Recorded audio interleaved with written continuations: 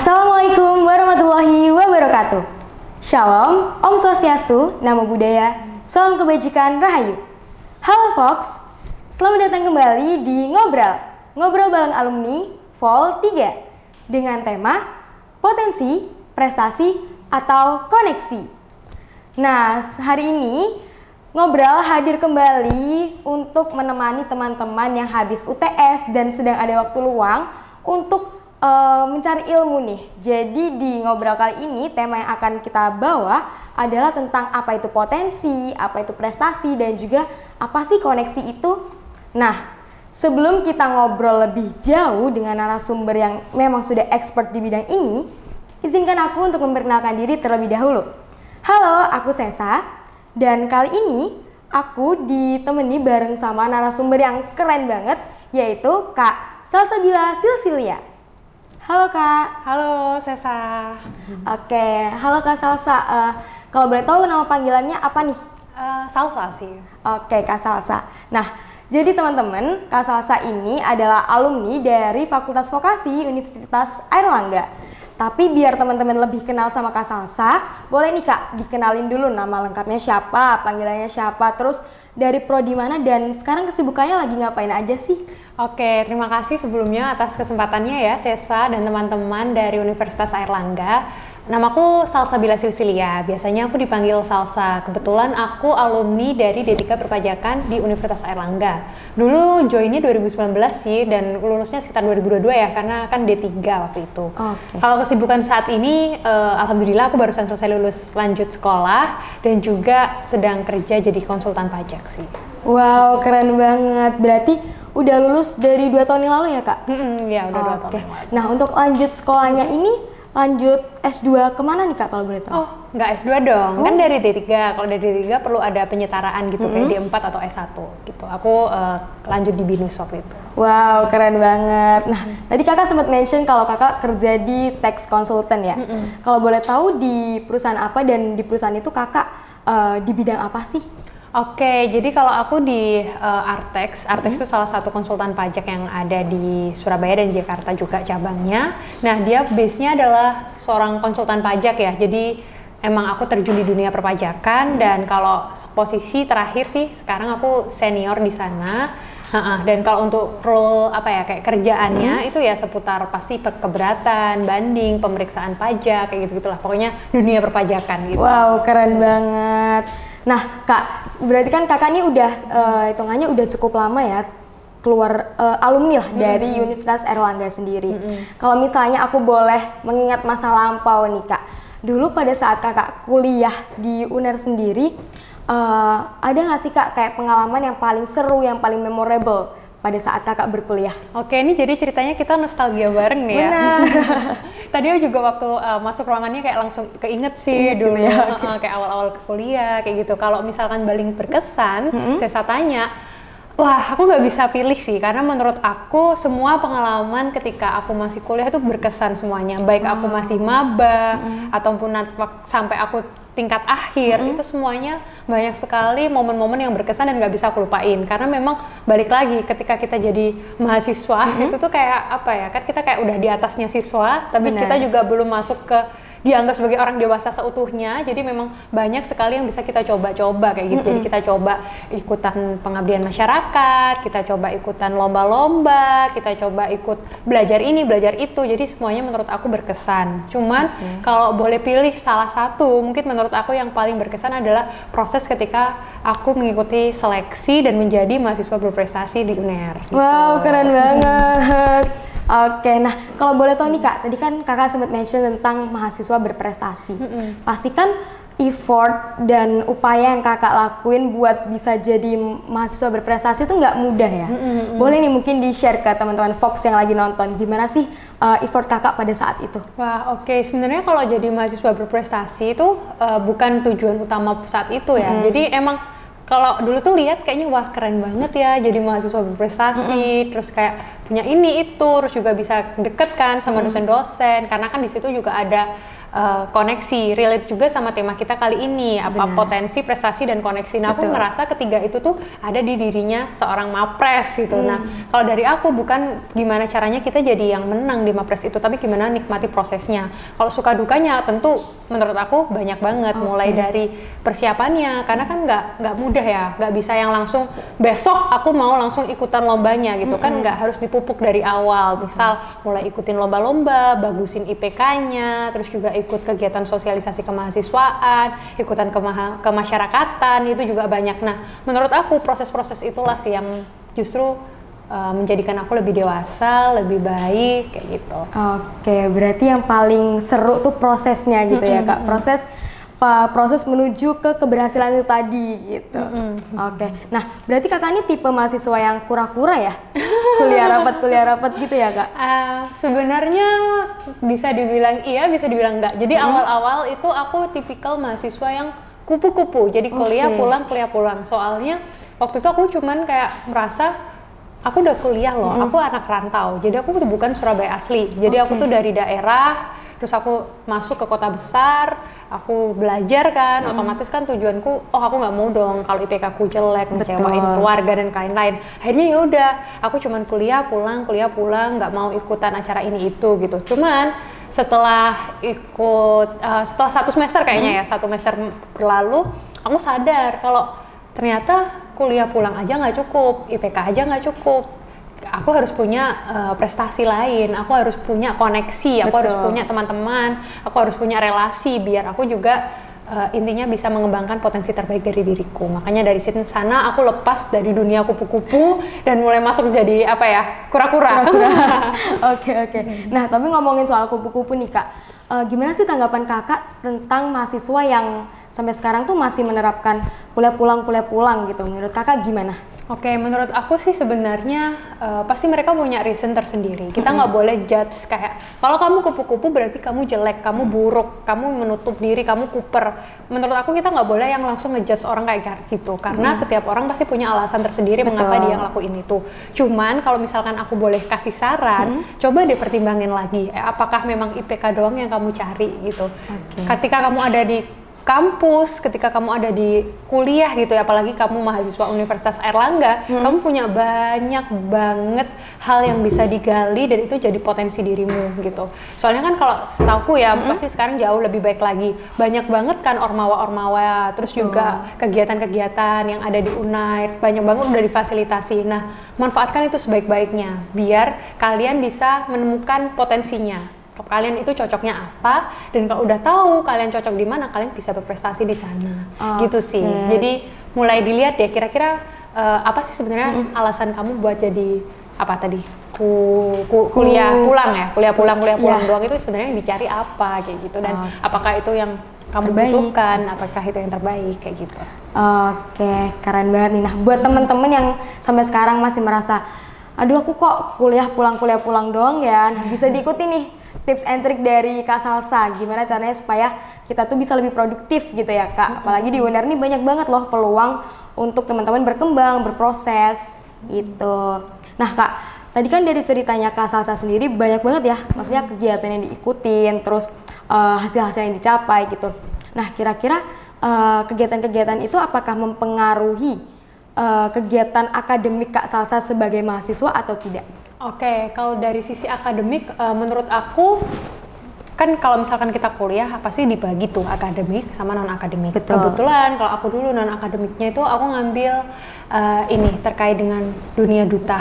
Jadi kayak aku ikutan duta vokasi, aku ikut duta Unair, terus aku juga ikut apa ya itu penalaran. Kan ada UKM ya, ada UKM penalaran, aku juga join. Nah, itu kan kegiatan non akademik. Kalau dari akademiknya sendiri, oh tentu dong pasti akan ada perubahan. Kalau yang dulu bisa full 100% waktu digunakan untuk belajar, sekarang harus pinter-pinter tuh bagi waktu antara yang belajar sama kegiatan non akademiknya. Cuman kalau dari aku sih gimana caranya kita bisa balance aja sih antara yang akademik dan dari non akademik. Kalau misalkan tanya berpengaruh atau enggak, jelas pasti berpengaruh kayak gitu. Nah, biasanya tuh yang berat di bagian balance-nya ini, Kak. Gimana sih cara menyeimbangkan kegiatan akademik dan non akademiknya. Kalau dari Kak Salsa sendiri ada tips nggak buat teman-teman? Oke, tentu ada tips banget karena aku dulu juga tipikal anak yang struggle dengan cara bagi waktu gitu. Nah, gimana cara bagi waktu antara kegiatan akademik dan non akademik? Menurut aku yang pertama teman-teman harus ingat kalau tujuan utamanya ke Unair adalah untuk belajar. Jadi mau bagaimanapun kegiatan akademik tetap yang nomor satu. Buat apa kalau misalkan kita sangat unggul di bidang non akademik tapi mengorbankan sisi akademiknya dan akhirnya IPK-nya jelek, kan juga buat apa? Pasti banyak orang yang sakit hati, apalagi orang tua kita kan. Nah, untuk balancing-nya menurut aku yang paling penting pertama sadar diri dulu. Jadi tujuan utamanya tetap akademik. Jadi nggak boleh merasa kayak oh ya udah deh aku yang penting non akademik aja. Terus yang kedua harus bisa bedain. Kamu lagi males atau kamu memang lagi penting, kamu lagi sibuk gitu. Kadang ada anak-anak yang merasa aku itu sibuk loh di non akademik aku, padahal sebenarnya itu cuma pelarian karena dia malas belajar. Nah itu kalian harus bisa kenali tanda-tanda dari diri sendiri. Soalnya kan yang paling paham diri kita ya diri kita sendiri kan. Jadi harus tahu sadar tuh kapan kamu tuh sebenarnya malas dan kapan sebenarnya kamu tuh memang lagi sibuk kayak gitu. Dan yang ketiga tentuin skala prioritas pastinya. Mana yang paling penting, mana yang ini tuh mendesak untuk segera dilakukan dan mana yang enggak gitu. Misal kalau misalkan ada meeting gitu ya, meeting dengan dekanat gitu. Nah, itu kan juga penting tuh. Berarti ya oke lah kalian meeting. Misal ada jadwal belajar mandiri, berarti kalian harus menemukan cara gimana caranya substitute waktu kalian untuk belajar mandiri itu dengan yang meeting dengan dekanat tadi kayak gitu misalnya. Jadi penting banget yang pertama buat sadar dulu goals-nya apa, yang kedua bedain mana males, mana sibuk, dan yang ketiga tentuin skala prioritas. Gitu. Oke, terima kasih. Gitu tadi 3 tips dari Kak Salsa nih teman-teman yang mungkin bisa diterapkan ya di kehidupan mahasiswa, khususnya mahasiswa Fakultas Vokasi Universitas Airlangga sendiri. Nah Kak, tadi aku udah sempat mention terkait tema hari ini yaitu potensi, prestasi, atau koneksi. Menurut Kak Salsa, lebih penting mana sih? Potensi, prestasi, atau koneksi? Oke, kalau lebih penting mana? Ini sebenarnya menurut aku nggak bisa dipilih ya, karena ketiganya ini saling berkaitan dan relevan satu sama lainnya. Potensi itu adalah dari diri kalian sendiri, kalian itu sebenarnya memiliki kapasitas dan kemampuan di bidang apa. Kalau prestasi sendiri ini bisa ada ketika kalian memaksimalkan potensi yang kalian miliki. Nah, kalau dari relasi sendiri atau koneksi ya tadi ya. Kalau koneksi sendiri ini bisa berarti 2 cabang kadang. Ada cabang koneksi ini orang dalam, bisa juga koneksi di sini diartikan seorang anak yang memiliki circle yang luas. Jadi dia punya garis pertemanan itu yang lebar gitu loh. Kamu punya teman di jurusan A, jurusan B, fakultas A, fakultas B, kampus A, kampus B, kampus C kayak gitu kan. Banyak banget. Jadi menurut aku tergantung dulu nih kalau yang dari sisi koneksi itu yang mana. Cuman balik lagi kalau yang diartikan koneksi di sini adalah yang dalam tanda kutip orang dalam, ya nggak bisa dipungkiri itu pasti juga ada aja kan ya pasti. Tapi bukan berarti kalau ada itu kalian nggak punya kesempatan lagi untuk terus berjuang, untuk terus berkembang dan terus mengembangkan kapasitas diri. Ketika kalian punya potensi dan juga punya prestasi, itu pasti bisa mengalahkan koneksi yang dalam tanda kutip tadi. Nah, kalau kalian mengartikan koneksi dari yang sisi sebaliknya, di mana kalian punya relasi yang luas, itu juga akan sangat membantu kalian. Jadi menurutku dari ketiganya ini nggak bisa dipilih sih, karena dari ketiganya ini saling bertahap gitulah. Jadi kalau misalkan dari aku misal, harus pilih Kak, harus pilih salah satu gitu ya. Menurut aku pilihlah dulu dari potensi, karena dari potensi kalian bisa terus berusaha agar berprestasi, dan ketika kalian nanti berprestasi, prosesnya itu akan mendatangkan banyak relasi gitu. Oke, berarti step by step gitu ya Kak ya. Nah, tadi menarik nih pas Kak Salsa bilang koneksi dalam tanda kutip ordal gitu ya. Nah, di kehidupan Kak Salsa sendiri, pernah nggak Kak Salsa tuh menjumpai kasus serupa?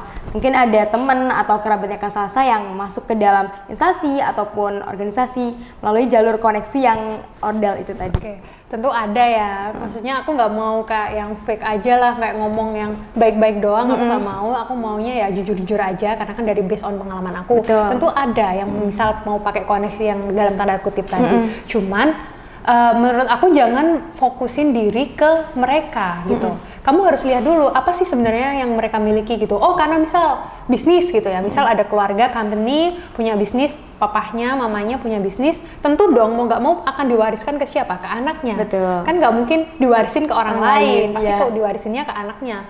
Sesederhana misal ini udah harta peninggalan orang tua gitu, pasti juga akan dikasihkan ke anaknya gitu kan ya, secara umumnya kan seperti itu. Jadi menurut aku pasti ada aja yang disebut sebagai ordal itu tadi.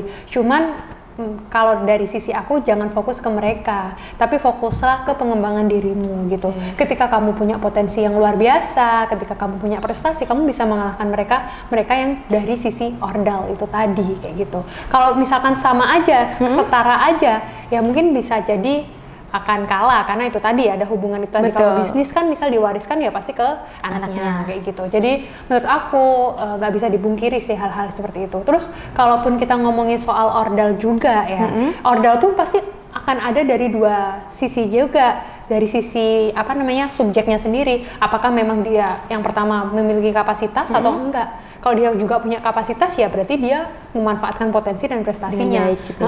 Kalau misalkan dia memang nggak ada kapasitas mungkin ya, atau mungkin dia juga nggak ada kemampuan di sana, tapi dia punya koneksi ya, kita nggak bisa lah salahin itu atau membuat itu sebagai sebuah excuse karena kita jadi tersingkirkan, karena kita jadi kalah kayak gitu. Menurut aku fokuslah pada dirimu sendiri, gimana kamu bisa mengembangkan potensi-potensi yang ada di dirimu kayak gitu. Betul, aku juga sepakat sih Kak, jangan fokus ke ordalnya gitu ya, tapi fokus ke self developmentnya gitu. Benar. Nah, kalau Kak Salsa sendiri, gimana cara Kak Salsa untuk mengembangkan diri sampai bisa berada di posisi yang seperti sekarang ini? Oke, sebenarnya aku pun juga sampai sekarang masih manusia yang biasa ya, masih manusia biasa aja. Cuman mungkin aku lahir lebih dulu dari teman-teman yang ada di sini, jadi aku merasakan pengalaman yang lebih dulu dari teman-teman yang ada di sini. Cuman kalau misalkan gimana cara aku untuk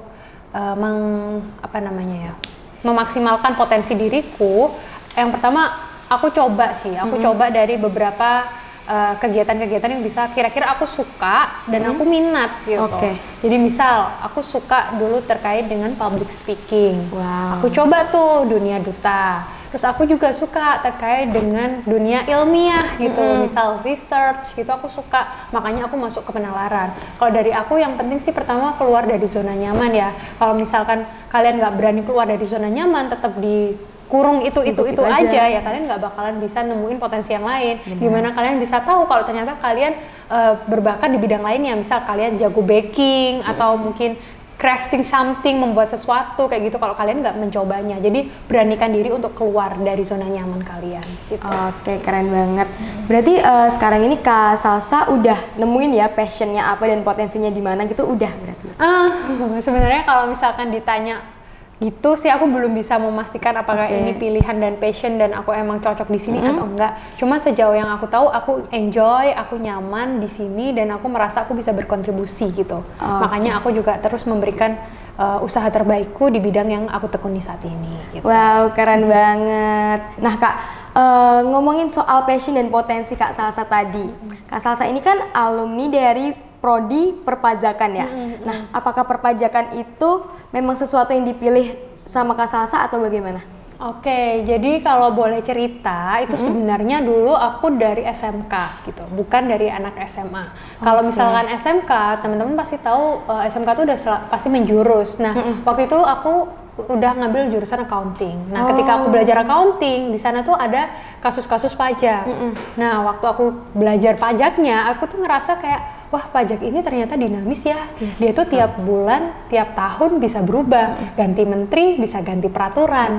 Apalagi ganti presiden gitu. Jadi bisa ganti-ganti terus.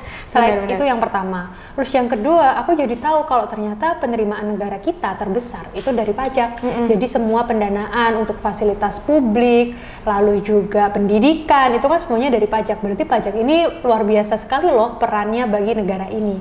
Nah, dari sanalah berangkat niat aku untuk masuk terjun ke dunia perpajakan, karena aku merasa dunia pajak ini sangat dinamis dan juga memiliki tantangan tersendiri ya, karena kita harus terus dituntut belajar, nggak ketinggalan informasi-informasi, karena itu tadi dunianya dinamis sekali kalau pajak gitu.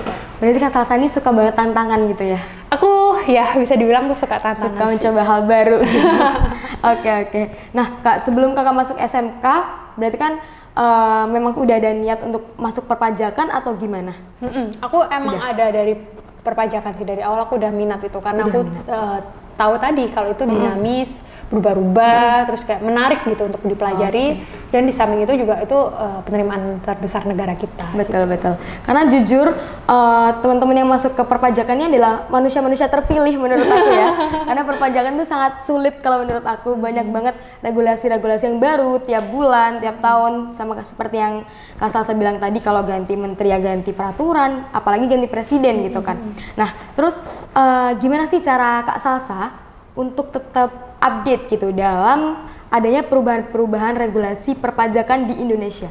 Oke, sebenarnya aku kalau bisa dibilang update terus atau enggak juga nggak yang selalu ikutin ngupdate ya. Apalagi dulu waktu masih kuliah kan nggak yang fokus belajar pajak terus gitu kan juga enggak. Kalau dari aku sih ini sih subscribe kanal berita terkait perpajakan. Jadi ketika ada info-info baru, aturan-aturan baru, itu kita langsung dapat infonya. Jadi cara untuk up to date-nya adalah dengan mengikuti berita sih. Soalnya kan itu menurut aku hal yang paling terjangkau dan bisa dilakukan gitu. Sebenarnya ada juga kalau di bidang pajak itu kayak langganan aturan gitu. Jadi kayak tax base gitu, langganan tax base, tapi itu kan berbayar. Kalau itu menurut aku sih agak mahal ya, apalagi dulu aku masih mahasiswa gitu. Jadi menurut aku yang paling gampang adalah langganan subscribe berita gitu. Karena kan ada tuh platform-platform berita terkait dengan pajak. Nah, itu subscribe aja. Jadi bisa ikutan di sana kayak gitu. Oke. Nah, bener nih buat teman-teman yang tertarik sama dunia perpajakan, boleh banget langsung subscribe ya. Langsung cari gitu informasi-informasi terkait pajak supaya nggak ketinggalan info terkait update-update perpajakan di Indonesia. Nah Kak, kalau boleh tahu Kakak kerja di perusahaan tax konsultan apa? Aku di Artex sih. Artex, oke. Nah di Artex sendiri apakah Kakak pernah menemui tantangan terbesar nggak pada saat menjadi pekerja di sana? Oke, kalau ketika aku bekerja di tax consultant, tentu ada tantangannya itu pasti ada. Kenapa? Karena ketika aku kerja jadi konsultan, itu tuh kliennya kan nggak cuma satu ya, nggak cuma satu company aja. Kita tuh handle beberapa company. Jadi ada yang baik dari bidang barang, jasa, manufaktur, dagang gitu kan semuanya ada, dan semuanya itu punya tantangan tersendiri-sendiri. Jadi kasusnya juga pasti berubah. Nggak mungkin kasusnya perusahaan jasa sama dengan kasusnya perusahaan manufaktur. Semuanya ada tantangan tersendiri-sendiri sih menurut aku. Jadi yang pertama adalah dari sisi tantangan mengenal bisnisnya, karena kamu nggak bakalan bisa tahu gitu gimana cara mengatasi permasalahannya kalau kamu nggak paham bisnisnya. Betul. Nah, setelah kamu paham bisnisnya, baru kamu bisa mulai menyelesaikan kasus-kasus pajak yang ada di dalam situ. Menurut aku itu sih, jadi tantangannya pasti banyak banget dan setiap klien tuh bawa tantangan yang sendiri-sendiri gitu. Oke, berarti emang harus kenal dulu, mau belajar dulu ya Kak untuk memahami perusahaannya gitu. Nah, kalau dari yang Kakak sebutin tadi, perusahaan barang, jasa, manufaktur dan lain-lain, mana tantangan dari perusahaan mana nih yang paling susah buat Kakak tangani?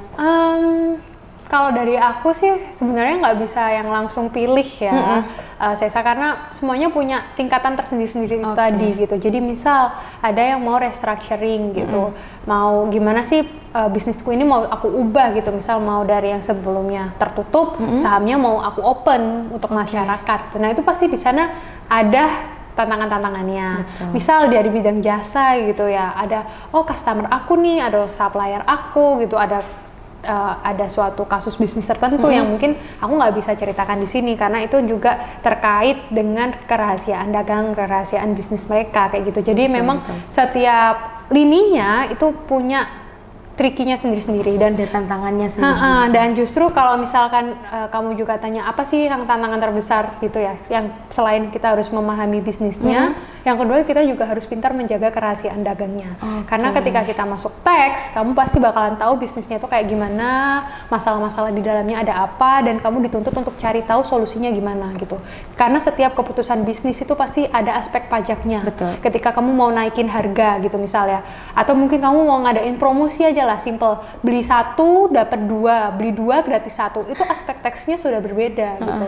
Bagaimana dari sisi PPN-nya, bagaimana dari sisi PPh-nya mungkin, nah itu juga sudah berbeda ketika kamu bilang beli satu dapat dua dan beli satu gratis, beli dua gratis satu kayak gitu, itu juga udah beda-beda kayak gitu sih. Jadi memang tantangannya ada di sana, selain kamu harus pintar memahami, jaga rahasia juga, dan menemukan solusi. Wow, memang betul-betul dinamis ya ternyata dunia perpajakan ini Kak. Tadi juga sempat di-mention ada yang ngurusin beli satu gratis tiga, beli dua gratis satu dan lain sebagainya. Keren banget kakak, jujur, karena udah survive dengan dunia perpajakan ini. Nah kak, beberapa kali kan aku sempat menjumpai ya di lingkungan sekitar aku bahwa pembayaran pajak itu sudah bisa dilakukan secara digital gitu. Nah, menurut kakak sendiri, seberapa penting sih pengaruh teknologi digital terhadap sistem perpajakan di masa depan gitu? Karena kan kakak Gen Z juga nih. Ya, oke, kalau misalkan itu aku akan jawab 100% sangat berpengaruh. Kenapa? Karena sebagai manusia di dunia digital saat ini, nggak semuanya nanti bakalan tetap manual gitu. Karena semuanya bakalan berpindah dari yang dulunya misal pakai paper gitu ya, pakai kertas, sekarang udah mulai berkurang. Nah, ini juga relate dengan teks yang akan ke depan itu gimana. Jadi kalau misalkan buat teman-teman yang dari dunia perpajakan atau mungkin lagi belajar pajak, jadi FYI aja teman-teman, mulai tahun depan kita bukan kebetulan sih, kemungkinan akan sistem pajaknya itu pakai Cortex. Jadi di mana semua data itu saling terikat satu sama lain, terafiliasi, dan juga itu nanti akan lebih memudahkan gitu. Jadi kayak kita punya data mana aja, kita tercatat di Spenduk Capil, itu satu keluarga dengan siapa di KK itu akan terbuka. Jadi memang dunia digital sangat mempengaruhi dunia perpajakan. Dan sebagai seorang generasi muda, menurut aku kita harus benar-benar memahami pentingnya teknologi digital dan juga mengoperasikannya. Kalau enggak kita bakalan kegerus tuh sama perputaran zaman digital saat ini. Betul. Emang harus itu ya, harus aware ya dengan kemajuan zaman gitu. Bener ya, banget. Kalau tadi saya bilang bayar pajak udah bisa digital gitu ya kayak iya, bayarnya udah bisa digital. Terus juga mungkin dari sisi pelaporan pajaknya itu juga sudah digital. Jadi memang kalau di teks itu ada istilahnya pelaporan, ada juga pembayaran. Nah itu dua-duanya udah digital sih sekarang. Wow. Tapi untuk wacana ini apakah sudah disebarkan ke masyarakat atau belum kak? Udah, jadi memang saat ini kalau dari Direktorat Jenderal Pajak itu mereka sudah melakukan sosialisasi kepada para pelaku bisnis itu untuk mulai update nih, karena sistem dari mereka juga beralih ke Cortex tadi yang lebih digital gitu ya. Oke. Berarti insya Allah lebih memudahkan lah ya kak dalam perpajakan gitu. Nah kak, terkait pajak sendiri, aku mau tanya lagi nih, kan yang berkonsultasi di perusahaan kakak itu bukan hanya perusahaan besar ya pasti, pasti ada perusahaan yang menengah, perusahaan kecil gitu. Nah menurut kak Salsa sendiri, seberapa penting pengetahuan terkait literasi pajak untuk perusahaan-perusahaan yang belum ngerti nih cara berkonsultasi, belum paham, belum aware lah dengan hal seperti itu? Oke, kalau menurut aku pajak itu sangat penting untuk bisnis. Kenapa? Balik lagi, karena semua keputusan bisnis itu pasti ada aspek pajaknya. Misal, sebagai para pelaku bisnis ya, kalian mau ngambil keuntungan tuh dari bisnis kalian. Nah itu ketika kalian ngambil keuntungan, di sana ada aspek teksnya loh gitu. Nah, entah kalian mau ngambil keuntungan itu dalam arti kalian mau ngambil labanya, atau kalian mau ngambil uangnya aja dilewatin dari gaji gitu. Ketika kalian ngambil uang dari keuntungan dan juga ketika kalian mau ngambil uangnya dilewatin gaji, dianggap sebagai pegawai, itu kan aspek pajaknya juga beda. Jadi menurut aku sangat penting untuk memahami perpajakan, apalagi bagi para pelaku bisnis kayak gitu. Itu bukan untuk kepentingan pribadi aja ya, tapi juga untuk kepentingan dari sisi bisnisnya sendiri. Misal tarif PPN tahun depan udah mulai naik nih jadi 12%, sebelumnya 11%. Nah cuma naik 1%, tapi juga bisa berpengaruh kan. Pasti pada dunia bisnis gitu. Tinggal dasar pengenaan pajaknya aja yang berapa. Misal kalau mungkin cuma 10.000, oke lah 1%-nya berapa sih? Tapi kalau 1M, 1%-nya kan juga kerasa. Maka dari itu menurut aku memahami perpajakan bagi para pelaku bisnis itu sangat penting. Karena dengan kalian paham bisnis, dengan kalian paham pajak, bisnis kalian juga bakalan berjalan lebih lancar lah, kayak gitu intinya. Betul, sepakat banget sama Kak Salsa juga. Generasi muda ini juga harus melek ya Kak terkait literasi pajak sendiri gitu. Nah Kak, tadi Kak Salsa bilang bahwa Kak Salsa itu bekerja di Artex. Kalau boleh tahu nih Kak, kira-kira ada peluang nggak sih buat mahasiswa vokasi UNER untuk magang di perusahaan tempat Kakak bekerja? Oke, tentu peluangnya sangat ada ya. Jadi kalau dari kantor aku itu kita sangat open dengan ada program namanya Artex Internship. Nah, buat teman-teman yang tertarik, mungkin teman-teman bisa langsung aja nanti cari tahu di Instagramnya Artex atau di LinkedIn-nya Artex kayak gitu. Kita selalu open kok, dan sampai saat ini pun juga sekarang ada mahasiswa-mahasiswa yang magang juga sih di tempat aku kerja gitu. Artex Internship. Kalau boleh tahu Instagramnya apa nih Kak? Di artex.id sih. Artex.id. Nah, buat teman-teman vokasi, mungkin dari prodi perpajakan yang mau coba magang bisa coba apply ya di perusahaan Artex itu sendiri. Oke, itu dia closing statement dari Kak Salsa, narasumber keren kita hari ini. Tadi Kak Salsa sempat mention tentang anak muda tuh harus bisa menemukan potensinya, harus berani berprestasi, terus ketika mempunyai koneksi tuh harus bisa dimanfaatkan dengan baik gitu ya Kak. Sama tadi sempat dimention juga terkait perpajakan itu dinamis, jadi teman-teman yang mau belajar perpajakan bisa belajar dari sekarang, bisa cari ilmunya dari sekarang. Oke teman-teman, terima kasih sudah menonton ngobrol hari ini. Dari awal sampai akhir, aku juga berterima kasih sama Kak Salsa karena sudah hadir hari ini menemani kita semua di obrolan yang daging banget, yang keren banget kali ini. Oke teman-teman, sekian dari Ngobrol Vol 3. Terima kasih, sampai jumpa di ngobrol selanjutnya. Bye-bye.